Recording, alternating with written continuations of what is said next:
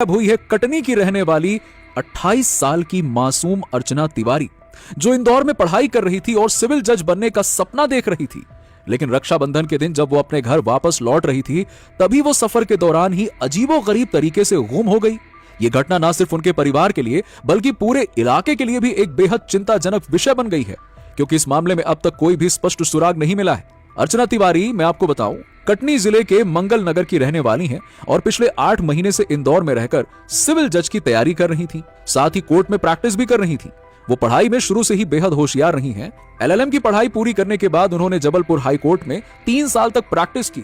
इसके बाद प्रतियोगी परीक्षा की तैयारी के लिए इंदौर चली गईं। रक्षाबंधन नजदीक था, 9 अगस्त का त्योहार था और अर्चना ने सोचा कि कुछ दिन पहले ही घर पहुंच लिया जाए ताकि परिवार के साथ कुछ अच्छा समय बिताया जा सके।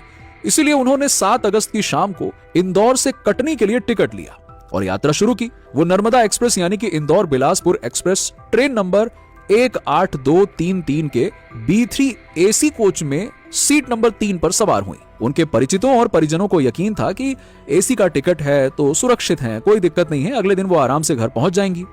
लेकिन जो हुआ उसने सबको हैरान कर दिया। दरअसल बात यह है कि 7 अगस्त की शाम को जब ट्रेन इंदौर स्टेशन से रवाना हुई तो सब कुछ सामान्य था। अर्चना के साथ कोई और परिचित सफर नहीं कर रहा था, वो अकेले ही यात्रा कर रही थी। ट्रेन में सवार होने के बाद उन्होंने कुछ फोन कॉल किए और चाची से बातचीत भी की। आपको बता दें कि मीडिया रिपोर्ट्स के मुताबिक सुबह करीबन 10:15 से 10:20 के बीच उनकी आखिरी लोकेशन रानी कमलापति रेलवे स्टेशन भोपाल के पास मिली और यही वो वक्त था जब उन्होंने अपनी चाची से फोन पर बात की और इसके बाद उनका मोबाइल फोन अचानक से बंद हो गया। इसके बाद से उनकी कोई खबर नहीं मिली। ट्रेन अपने तय समय पर कटनी साउथ स्टेशन पहुंची, लेकिन अर्चना ट्रेन में नहीं थी। ये देखकर उनके परिवार के लोगों को चिंता होने लगी। उन्होंने फोन करने की कोशिश की लेकिन नंबर स्विच ऑफ था। इस बीच परिवार ने उमरिया जिले में अपने एक रिश्तेदार से संपर्क किया, क्योंकि नर्मदा एक्सप्रेस कटनी से पहले उमरिया स्टेशन से भी गुजरती है। वहां से एक चौंकाने वाली जानकारी मिली कि अर्चना का बैग उमरिया स्टेशन पर ट्रेन से उतारा गया है और ये बात सुनकर परिजन और परेशान हो गए, क्योंकि बैग तो मिल गया लेकिन अर्चना का कोई अता पता नहीं चला। अर्चना के बड़े पिता बाबू प्रकाश तिवारी, जो कि कटनी कोर्ट में वकील हैं, उन्होंने मीडिया को बताया अर्चना शुरू से ही पढ़ाई में तेज रही है। उन्होंने एलएलएम किया और फिर 3 साल हाई कोर्ट में प्रैक्टिस करने के बाद इंदौर में सिविल जज की तैयारी कर रही थी। वो अपने घर और पढ़ाई दोनों को लेकर गंभीर थी। ऐसे में अचानक उनका गायब होना परिवार के किसी भी सदस्य की समझ के परे है। परिजनों ने तुरंत कटनी जीआरपी थाने में गुम इंसान की रिपोर्ट दर्ज करवाई और अर्चना की तलाश शुरू हुई। पुलिस ने शुरुआती जांच में पता लगाया तो पता चला कि वो आखिरी बार भोपाल के रानी कमलापति स्टेशन के आसपास देखी गई थी। वहीं तक उनकी मोबाइल लोकेशन ट्रेस हुई और उसके बाद उनका फोन स्विच ऑफ है और वो सीसीटीवी फुटेज में भी कहीं नजर नहीं आ रही। पुलिस ने अर्चना के कॉल डिटेल्स यानी कि रिकॉर्ड्स वगैरह सारी चीजें सीडीआर को खंगालना शुरू किया और पता चला कि वो लापता होने से पहले कुछ खास नंबरों पर लगातार बातचीत कर रही थी। अब पुलिस इन नंबरों को ट्रेस कर रही है ताकि उन लोगों से पूछताछ की जा सके जिनसे उन्होंने आखिरी बार बात की थी। इस मामले की जांच में कई एंगल पर काम हो रहा है। एक तरफ पुलिस ये देख रही है कि कहीं ये कोई व्यक्तिगत कारण या जान पहचान का मामला तो नहीं है। दूसरी तरफ यह भी आशंका है कि कहीं सफर के दौरान उसके साथ कोई अनहोनी या अपराध तो नहीं हो गया। इसके अलावा एक एंगल ये भी है कि कहीं किसी इमरजेंसी की वजह से उन्होंने ट्रेन छोड़ तो नहीं दी। लेकिन अगर ऐसा होता तो वो परिवार को जरूर सूचित करती। अर्चना के गायब होने के बाद ये केस इंदौर से भोपाल और कटनी के अलावा अब नर्मदापुरम जिले तक पहुंच चुका है। दरअसल नर्मदापुरम में भी पुलिस और रेस्क्यू टीम को कुछ क्लूज तलाशने के लिए लगाया गया है। खासकर नर्मदा नदी पर बने रेलवे ब्रिज के आसपास रेस्क्यू ऑपरेशन तेजी से चलाया जा रहा है। पुलिस ने इस ट्रेन के B3 कोच में यात्रा करने वाले बाकी के यात्रियों से भी पूछताछ की ताकि पता चल सके कि सफर के दौरान उन्होंने कुछ असामान्य देखा या नहीं। इसके अलावा ट्रेन के रास्ते में आने वाले सभी प्रमुख स्टेशनों के सीसीटीवी फुटेज भी खंगाले जा रहे हैं। परिवार का कहना है कि अर्चना पूरी तरह से स्वस्थ थी और घर आने के लिए उत्साहित भी थी। वो रक्षाबंधन का त्योहार पूरे परिवार के साथ मनाने के लिए बेताब थी। ऐसे में अचानक से उनका इस तरह से गायब हो जाना समझ के परे है। आखिरी बार चाची से हुई बातचीत में ऐसा कुछ नहीं था जिससे अंदाजा लगाया जा सके कि वो परेशान है या किसी समस्या में है। पुलिस ने चाची से भी बातचीत की लेकिन अब तक इस बातचीत का पूरा विवरण सामने नहीं आया है। और मैं आपको यह भी बता दूं, सूत्रों के मुताबिक पुलिस के हाथ कुछ अहम सुराग लगे हैं और इन्हीं के आधार पर जांच आगे बढ़ाई जा रही है। जीआरपी ने आम लोगों और यात्रियों से भी अपील की है कि अगर किसी ने भी अर्चना को ट्रेन में या किसी स्टेशन पर देखा हो तो तुरंत पुलिस को जानकारी दें। अब मामले की गंभीरता को देखते हुए पुलिस की अलग अलग टीमें काम कर रही हैं। भोपाल की जीआरपी टीम इस केस की जांच कर रही है, वहीं कटनी और नर्मदापुरम पुलिस भी अपने स्तर पर सुराग जुटा रही है। ये मामला सोशल मीडिया और स्थानीय न्यूज चैनलों पर भी सुर्खियों में है। लोग तरह तरह के कयास लगा रहे हैं, लेकिन सच्चाई क्या है ये अभी तक साफ नहीं है।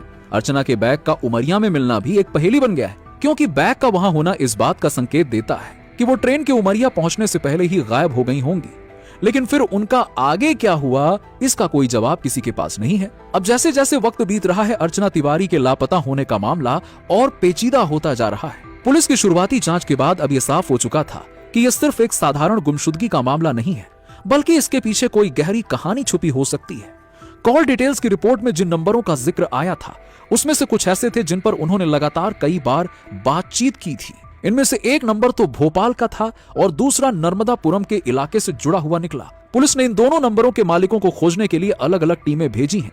साथ ही यह भी जांचने की कोशिश की गई है कि उन कॉल्स में बातचीत क्या हुई थी और क्या उन लोगों से उनकी पहले से मुलाकात थी या नहीं। उधर नर्मदापुरम जिले में जो सर्च ऑपरेशन चल रहा था, उसमें रेलवे ब्रिज के आसपास और नदी के किनारे पर गोताखोरों को लगाया गया। खबरों के मुताबिक पुलिस को यहां कुछ ऐसे सामान मिले जो शक पैदा करते थे। हालांकि पुलिस ने आधिकारिक तौर पर इस बारे में कुछ भी नहीं कहा, लेकिन स्थानीय सूत्रों का कहना था कि जांच टीम को कुछ कपड़े और एक दुपट्टा मिला, जिसकी पहचान करने के लिए परिवार को बुलाया गया।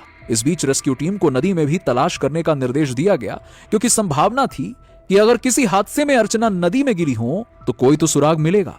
लेकिन कई घंटों की खोजबीन के बाद भी कोई ठोस सबूत नहीं मिला। नर्मदापुरम के रेस्क्यू ऑपरेशन में लगी टीम की स्थानीय मछुआरों ने भी मदद की।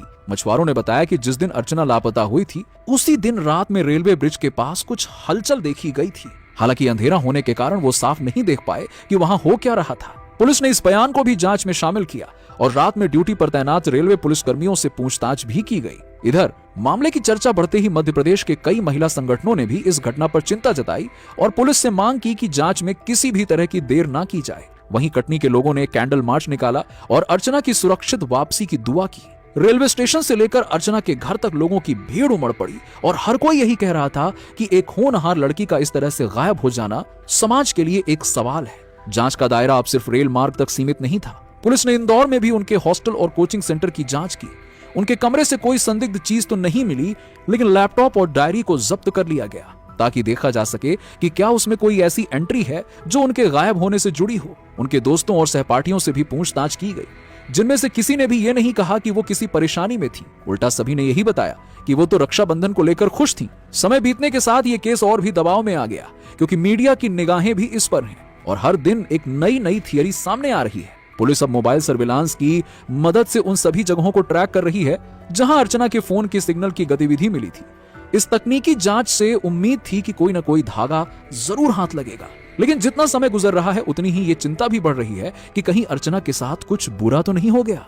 तो दोस्तों, आज के लिए फिलहाल इतना ही। हालांकि आपका इस मुद्दे पर क्या कहना है हमें कमेंट सेक्शन में कमेंट करके जरूर बताइएगा। और हाँ, अगर वीडियो पसंद आई हो तो वीडियो को लाइक करें, इसे अपने दोस्तों के साथ में शेयर करें और चैनल पर अगर आप नए हैं तो नीचे दिए गए सब्सक्राइब बटन को दबाकर चैनल को सब्सक्राइब जरूर कर लें। धन्यवाद।